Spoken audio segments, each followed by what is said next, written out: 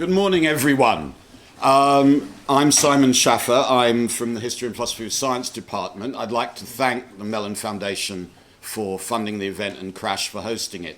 And since we're in Crash, I'd also like to thank the organisers of the Things seminar series, Katie Barrett, Sophie Waring, and their colleagues, who've made me think a bit harder than I would otherwise have done about this topic. So the topic I was given, didn't choose it, hate using brackets in titles, is understanding through things.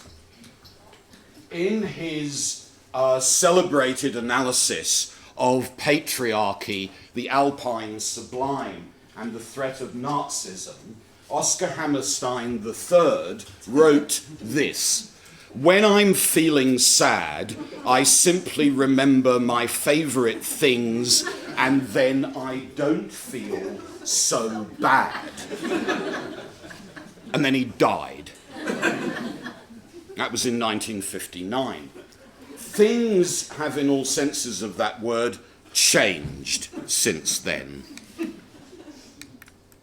How do I move it? Obviously not by doing that. I go next. Try that. I think maybe yes. No. I think you have to point it at something. Really? I don't know. Go on. Do you know how to do it, Glenn? Escape on the keyboard and the down arrow. On the down arrow. Oh, this. Yay. Great. Thank you. Thank you, dear. Things have changed a lot since then in every sense of that word. Things are now so eloquent and well understood that, according to the staff of the British Museum, you can tell the history of the world with just 100 of them. Bill Brown and his colleagues have inaugurated thing theory. My friend Bruno Latour, much moved by the Heideggerian observation that finds notions of debate, assembly, and deliberation in the term thing, at least in Scandinavia, sets out to understand politics by tracing the way things become matters of concern. Back to things. I can't do Bruno's accent. Back to things. Is this not a more engaging political slogan? He asks. No, it isn't. Museology, on the other hand, might be an interesting way of thinking the location of things and a good location to try out things' understandings. Curators know extremely well that things are incapable of transmitting a single sempiternal meaning that survives all their possible uses. They're just not that tough. But neither are such things so weak that their otherwise protean meaning is completely dependent on every shifting location. There's a common, very often I can report disappointed museological dream, especially in the sciences, that somehow such things could communicate what's tellingly called the public understanding of science. Pus.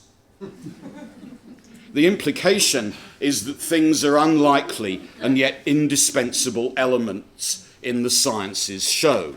In our country, that move began spectacularly in the 60s, another Scandinavian conjuncture, when industrial archaeology stopped being Coalbrookdale and started being public museology. The founder of industrial archaeology, Barry Trinder, wrote, he's talking about the 60s, "Girl students adorned their rooms with smoky glass and gonks." I was 10 at the time and had no idea. "Stainless steel dishes were universal wedding presents, and the Saab 96 was widely admired."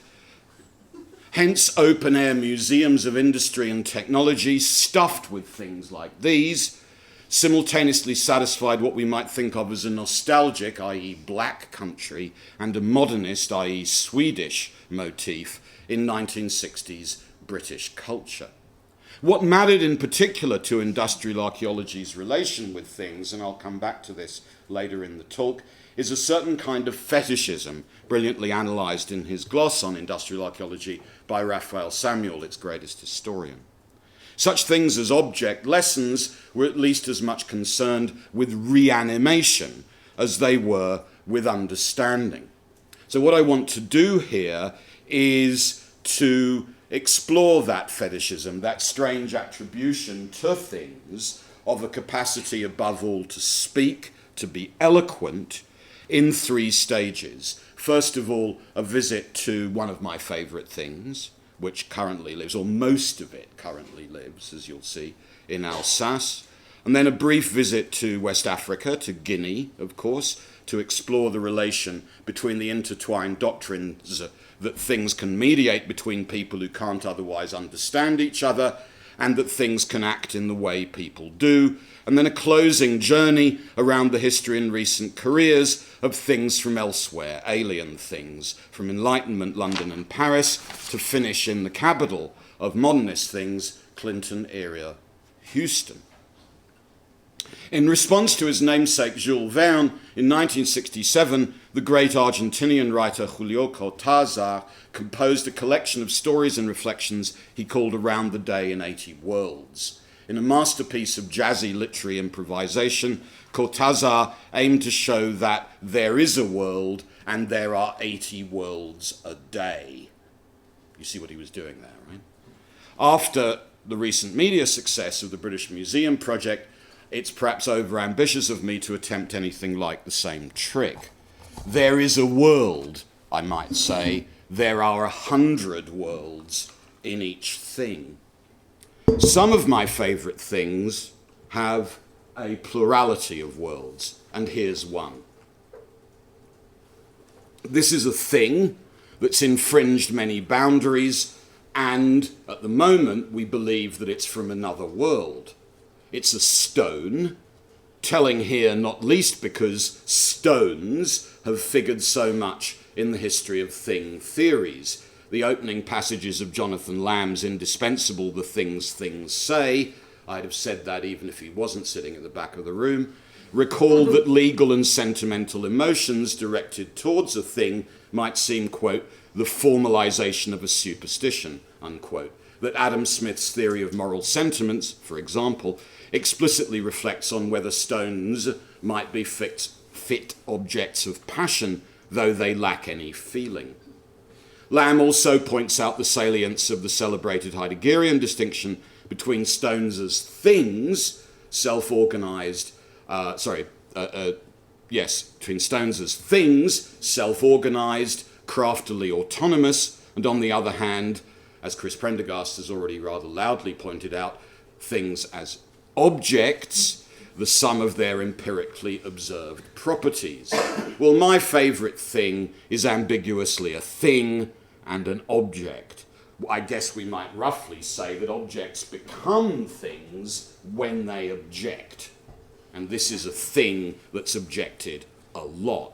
It weighs about 130 kilos. It's now preserved, as you see, in the town hall of Ensisheim in Alsace, in the Upper Rhine. According to a placard that once hung next to it, it has neither taste nor odour. It is blackish, scaly, streaked with white veins, strewn with white and shining grains of a mineral nature. It is of such hardness that in hitting it with steel, which I don't advise, it bursts out in sparks. No solvent, not even vitriol, affects it, except that it makes it smell of a very fetid oil of sulphur. This thing is now understood by experts as the oldest surviving Western European meteorite. It's reported to have fallen in November 1492, witnessed by one boy, making a 1 metre diameter hole in a nearby wheat field, and seen from across the Rhineland and northwestern Switzerland. 3 weeks later, the young Habsburg ruler Maximilian entered Ensisheim, ordered the stone hung in the town church, correctly saw its arrival as the sign of his imminent victory over the French and accession to the imperial throne, and incorrectly guessed it was also a sign that he was going to win in a war against the Turks. So this is a thing that started eloquent. The Ensisheim stone, as you see, was celebrated by the famous humanist author of The Ship of Fools, Sebastian Brandt.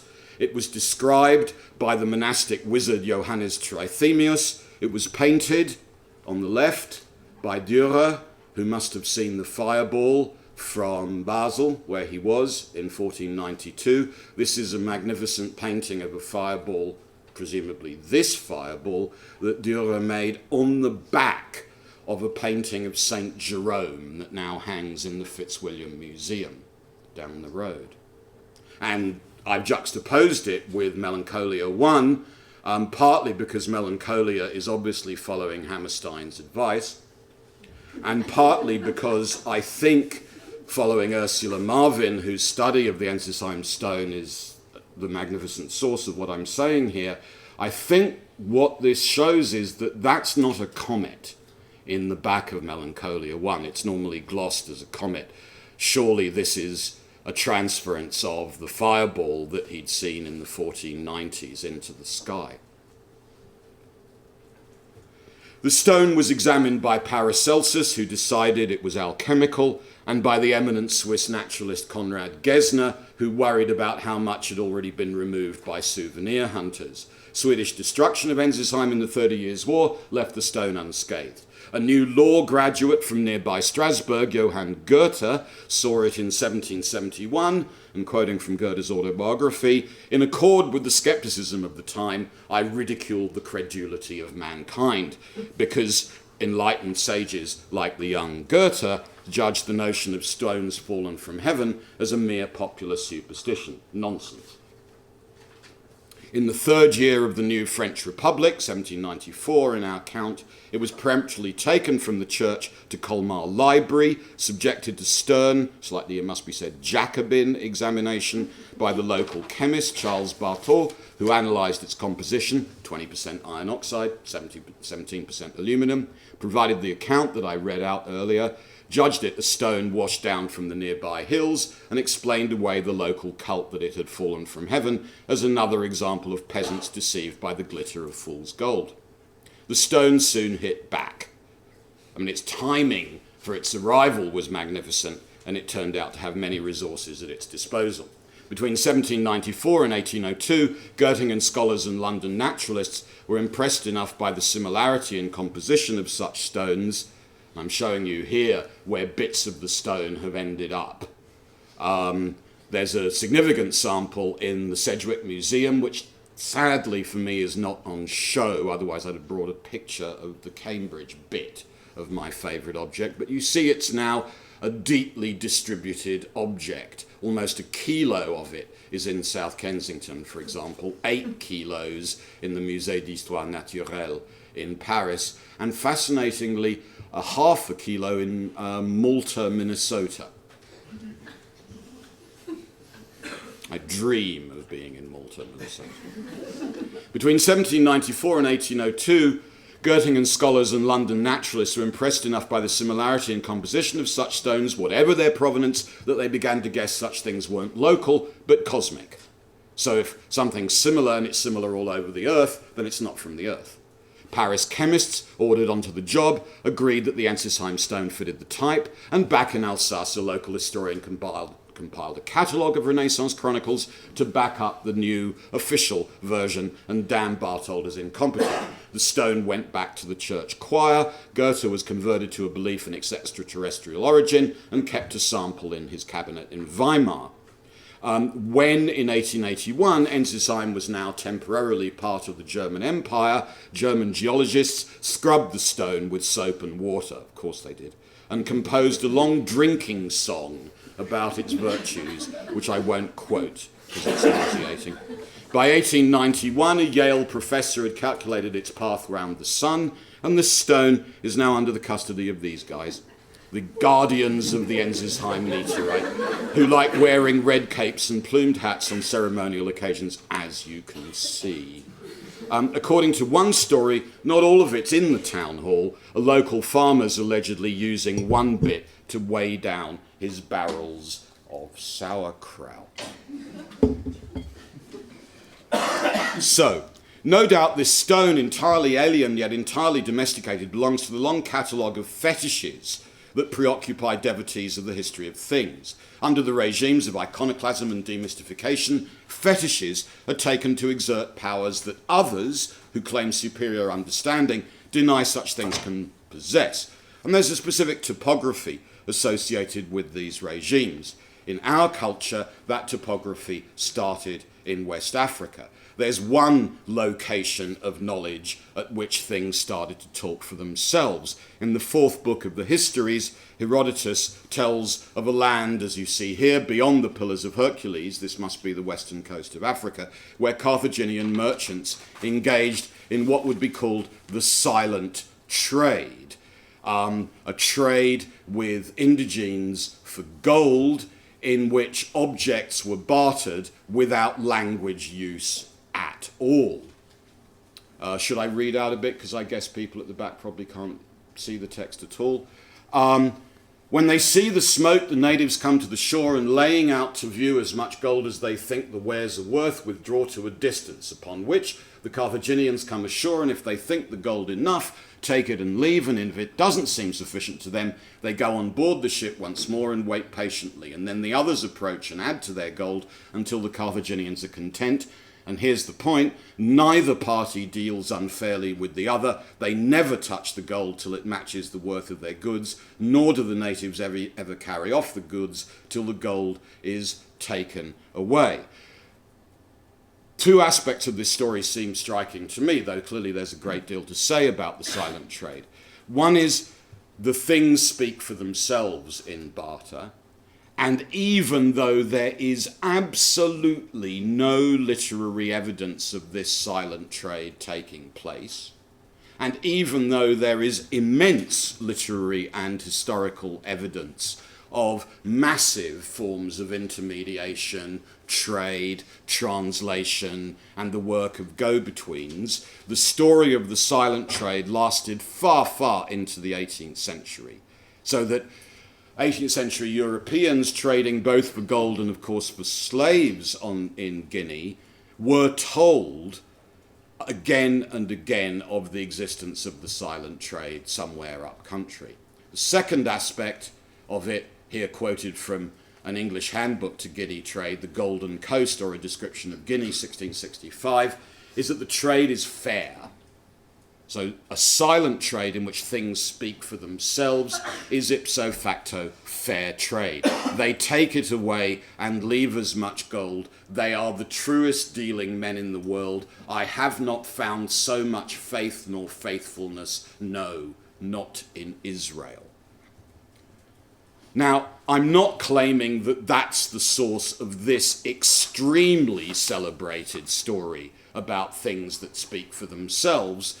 In Gulliver's Travels, in the third book, in the Academy in Lagado, Swift notoriously imagines that given there is a problem about language, a problem that John, in his remarks on aphasia and other themes, will discuss in his talk, given that every word we speak is in some degree a diminution of our lungs by corrosion and consequently contributes to the shortening of our lives, unquote. And since words are only names for things, it would be more convenient for all men to carry with them such things as are necessary to express a particular business they are to discourse on.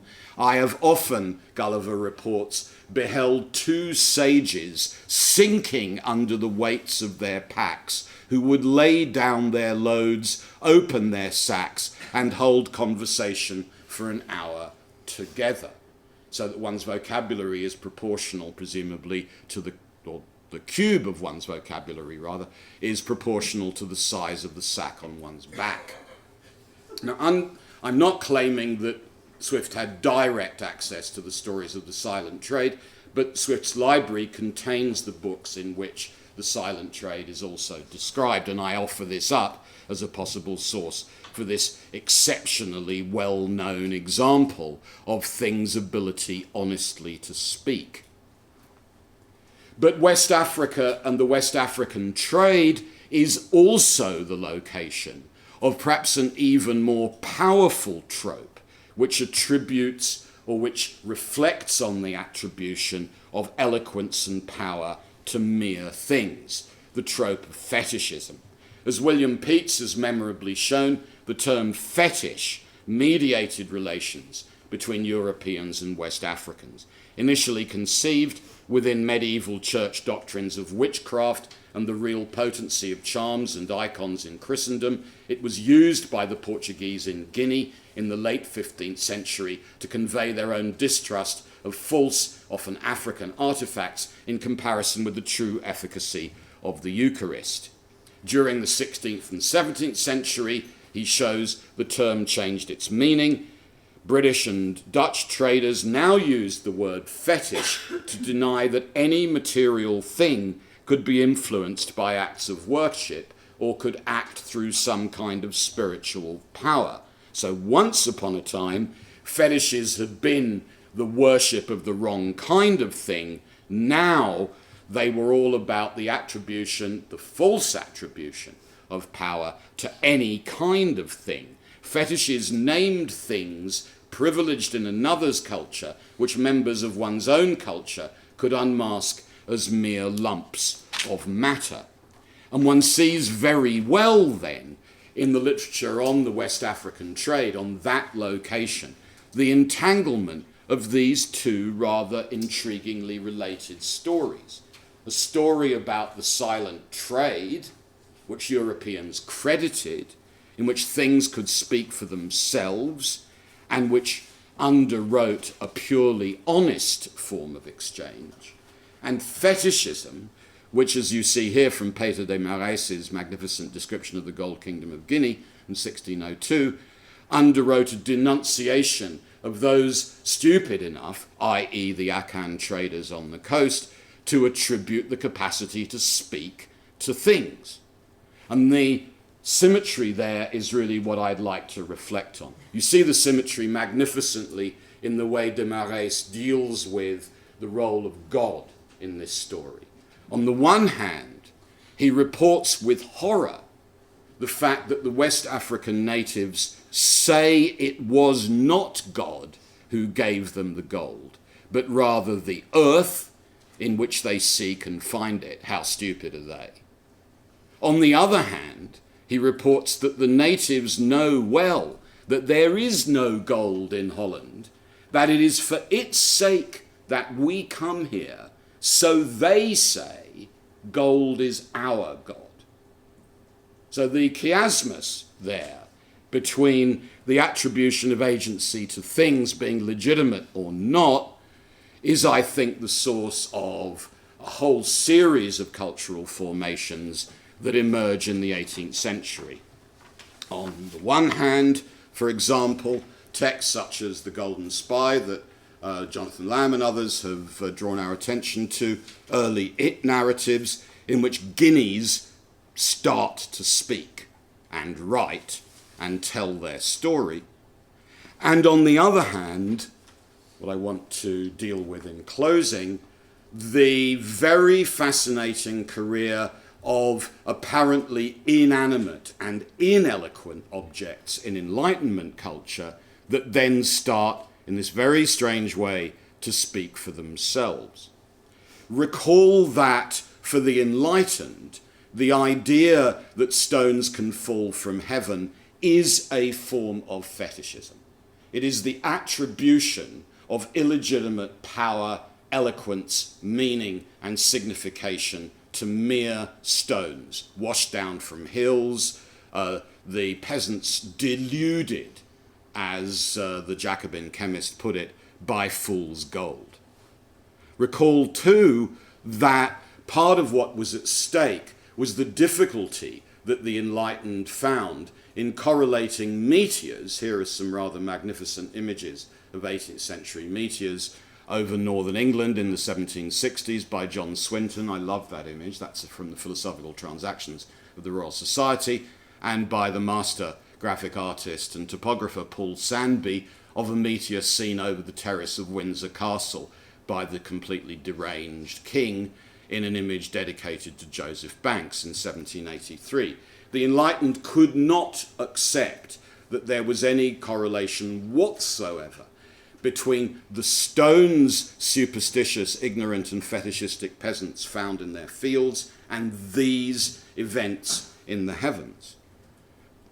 The Encyclopédie denounces the belief in no uncertain terms. Their existence is very doubtful. Thunder having struck these places, and the people having then found these substances, which outwardly carry the evident marks of fire, they've taken them for what they call thunderstones. So although one of my favourite things ended up all over the world, this is the sample of the Ensisheim stone preserved in the Vatican, and you can just about perhaps see the word Ensisheim and its date written there on the label. It's not a good labelling practice. Whoever gets the job next should change that practice. Not only this, but historians, and here I'm following the brilliant analysis of meteorites offered by the great sociologist Ron Westrom, not only that, but we notice in these graphs the massive increase right at the end of the 18th century, both in the number of stones recovered, that's the top graph, and the number of fireballs, or what we would now call meteorites, seen. Many historians attribute the change in Savant's views to the massive increase in the number of sightings. That seems pretty implausible to me. On the one hand, we can explain, it seems to me, much of this graph by the Clifford-Siskin model of increase in print and of increase in population density in this period in Western and Central Europe. But on the other hand, I have to say that we should also attribute it to a change in Savant's views. Once fireballs and stones were understood as the same thing, then one started to see more of them.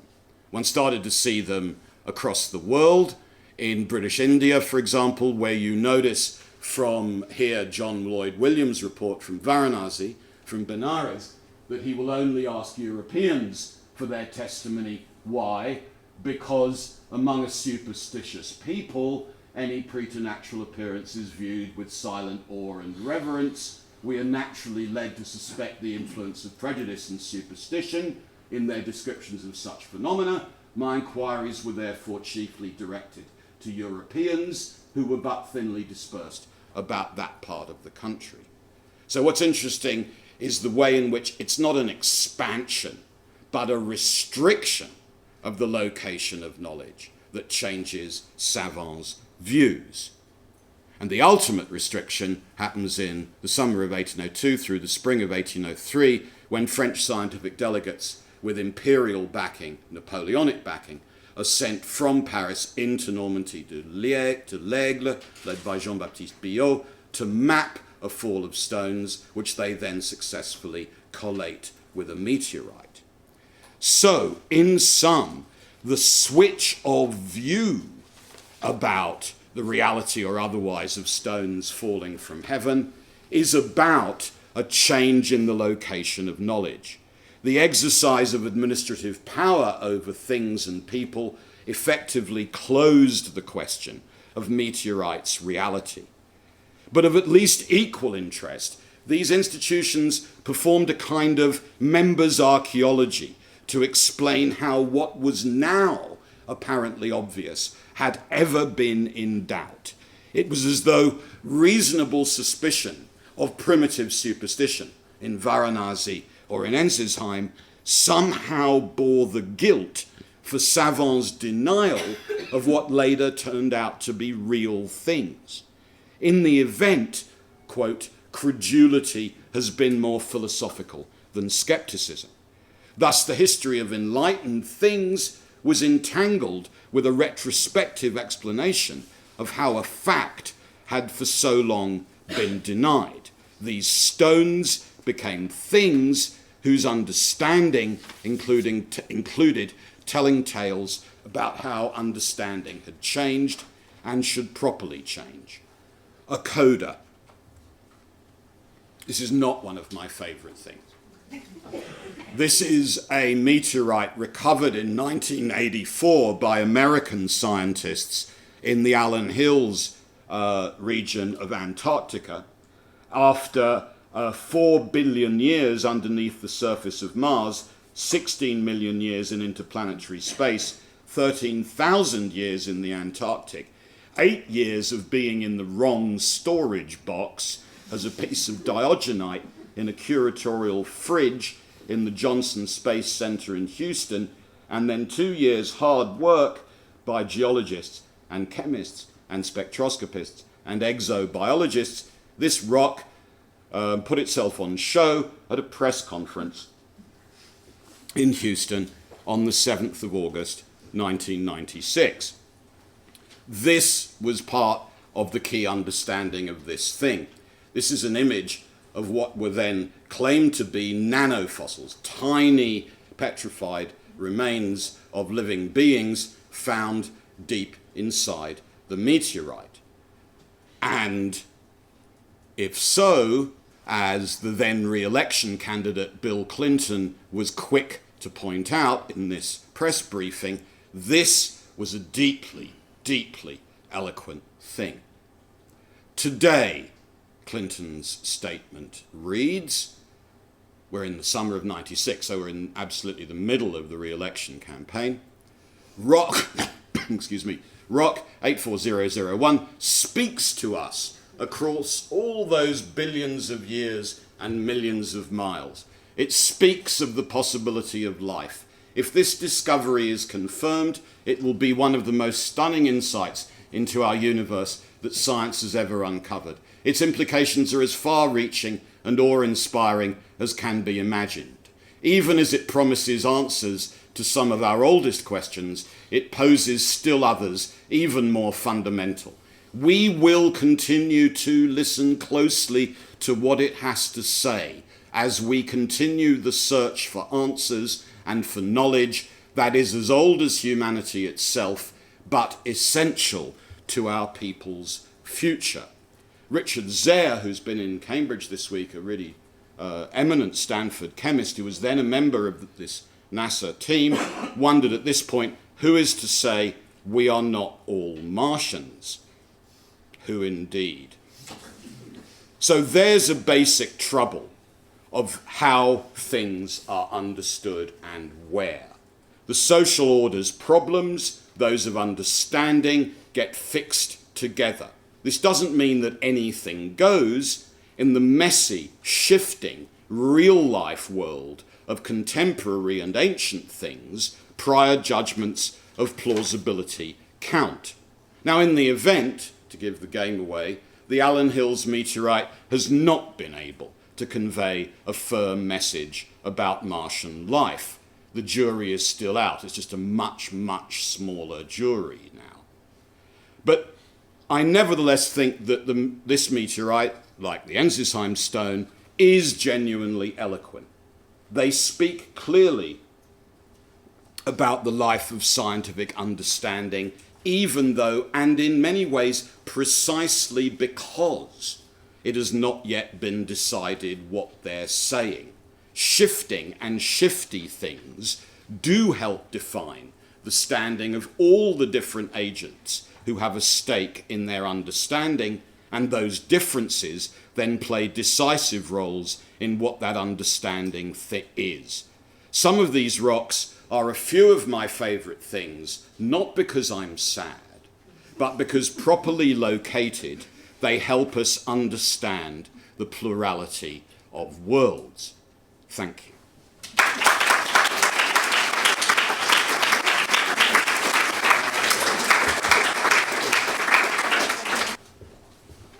Hi, can you hear me at the back? I wonder, is that better? I think it might be, mightn't it? I might do it here. Hi, I'm Claire Pettit, as Simon just said. I'm from King's College London. I'm incredibly privileged to be allowed to respond to Simon, also rather nervous. Okay, so having been summarily dismissed, as we've heard, in 1794 as a bog standard stone with some shiny bits, we heard how Simon's meteorite subsequently underwent one of its many reclassifications. By the early 19th century, he told us that the rock had been placed by scholars in a global cosmic series, and thus elevated and released from the local geology of Ensisheim, Alsace, where of course it was reported, as we've just heard, to have originally landed in 1492. But I was quite struck by the way that Simon narrated this reclassificatory moment. The stone soon hit back, he said. The stone soon hit back. In his bibliography as well, of the written version of his paper that I was happy to receive, is Bruno Latour's famous article of 2000 entitled When Things Strike Back. I found myself mulling over the curious violence of this language of hitting and striking. If the stone is answering, responding, or declaring something of what Simon has called its craftily autonomous self-organisation, why is it hitting? And what's it striking back against? Well, it's my job this morning to respond, and certainly not to hit or to strike back. But I wanted to start with these striking, and I think literally striking phrases. In fact, I think it's the back in hit back or strike back that matters.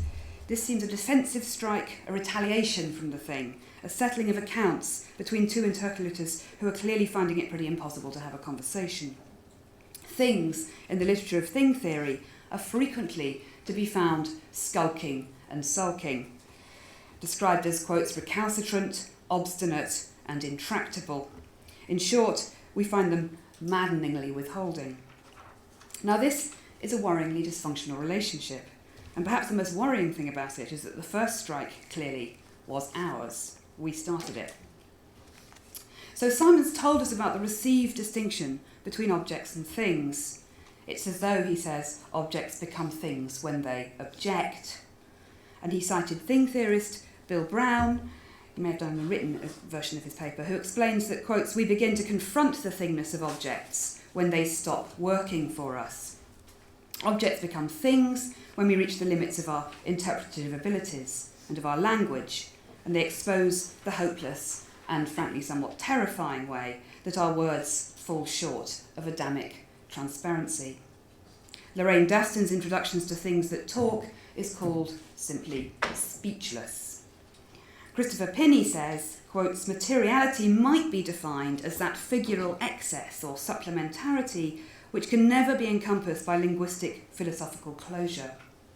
So matter is not the opposite of meaning, but it's somewhere other than meaning.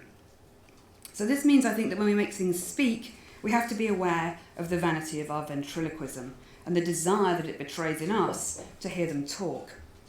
I don't have time, of course, to recapitulate what has come to be called thing theory, some of which I confess leaves me rather sceptical. Both Bill Brown's and Elaine Freegood's work, which is pertinent to my particular field of literature, seems to me to founder somewhat on the ontological difference between an encounter with a thing in the world and a representation of a thing in a text. And thing theory, I think, perhaps also needs to think much harder about what David Trosser has recently called the negative function of matter. Christopher Pinney suggests a critique like this, or such a critique in his remarks on Arjun Appadurai's groundbreaking study, The Social Life of Things, which Pinney claims, quotes, offers a human besotted version of reality. A human besotted version of reality. So how can we get over ourselves? As in, get over yourself. Well, I think Simon's paper showed us how. He conjectures that it might be possible to map, quotes, an historical geography of things' eloquence, by which he means the eloquence of things, because, he says, quotes, there are specific locations in which things' eloquence works. Location, location, location. This is what Simon does brilliantly, I think, in his paper. He locates. It matters, for example, where it so happened that the heavens precipitated themselves into stone and rained down on the peasants' heads in France, a place that had benefited enough by 1803 from the educational and administrative reforms of the imperial regime for it to be possible to believe in and even identify and find some, quotes, enlightened workmen there. And it matters when, of course, in 1492, that meteorite crashed to Earth just at the moment when the Habsburgs were taking on France and Maximilian was on the lookout for signs and portents. Otherwise, our splendid rock might never have been preserved but ignored or broken up and made into even more sauerkraut weights. So this is not so much the location of knowledge then, but perhaps rather the discovery that knowledge is location. And then Simon, actually I don't think you talked about this just now, but in the written version of the paper, Simon comes up with a brilliant image, the image that for me was crystallising of everything he was saying. Came up with a brilliant image of triage. And he suggests that the different ways in which things are understood can be used to triage and distinguish, quotes, persons who can and cannot be understood as agents. So, as he said, the peasants who claim the rock fell from the sky onto their feet can't be taken seriously because they're peasants, and ergo given to superstition. Does it follow, though, as Simon perhaps rather optimistically suggests, that, quotes, the solution to the problem of understanding things is thus also the solution to the problem of social order? Is our dysfunctional relationship with things really going to prove so easy of resolution, let alone help us to unravel the vexed question of what society might actually be, and indeed whether it has an order at all? And if these two, the things and the social order, are so entangled, does that not just return us once again to the problem of how to escape ourselves? Now, Bruno Latour might pop up at this point, of course, and tell us that the social is not a domain, but rather society has to be composed, made up, constructed, established, maintained and assembled.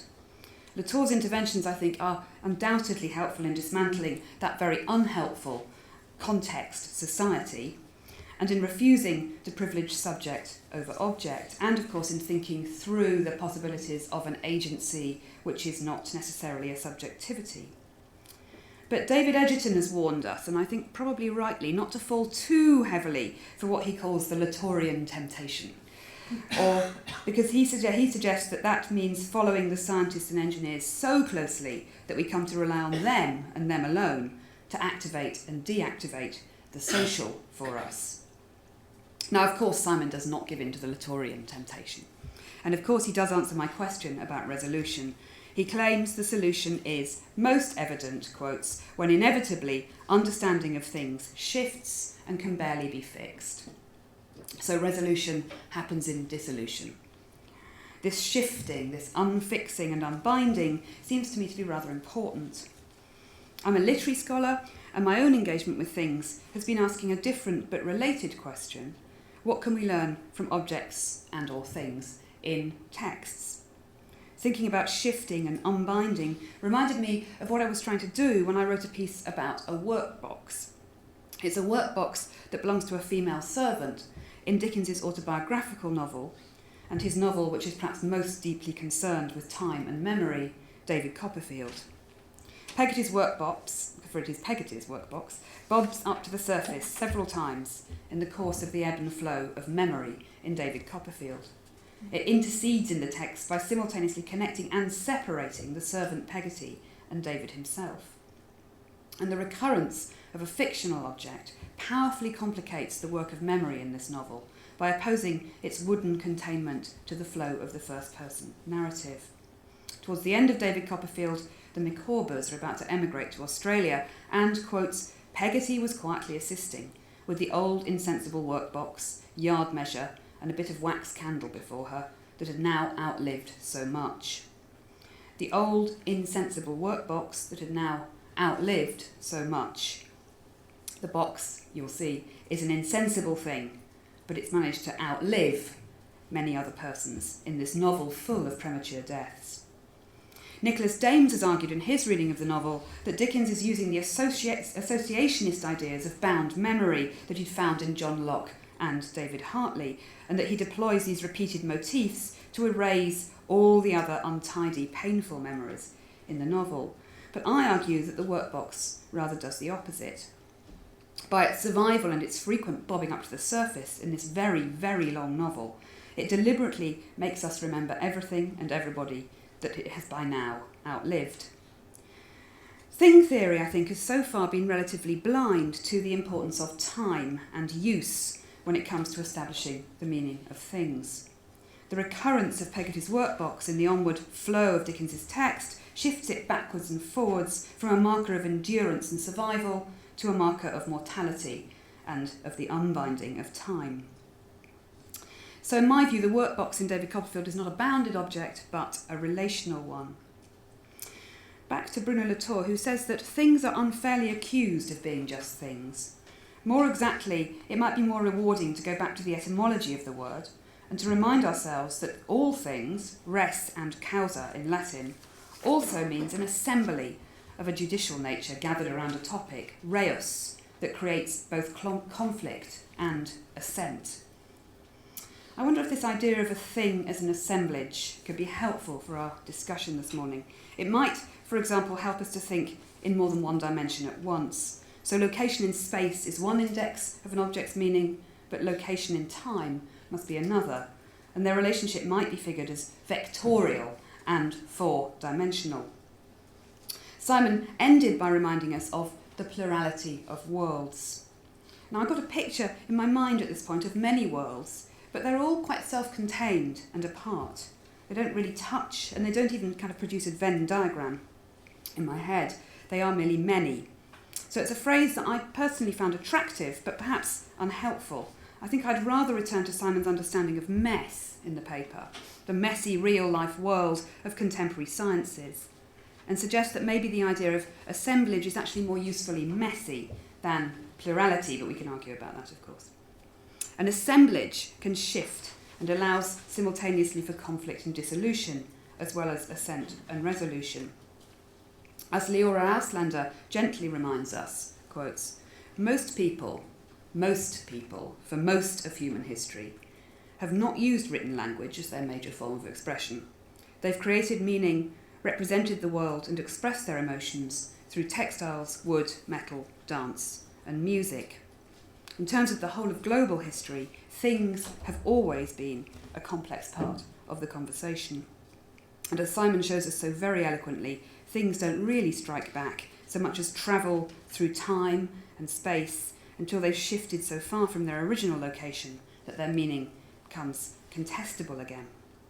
If we can allow the thing to be many different things by multiply locating it along its many vectors, then I think we might cease to fantasize ourselves as victimized by its quiddity. And we might also be better able to see the politics of our own mediation at work.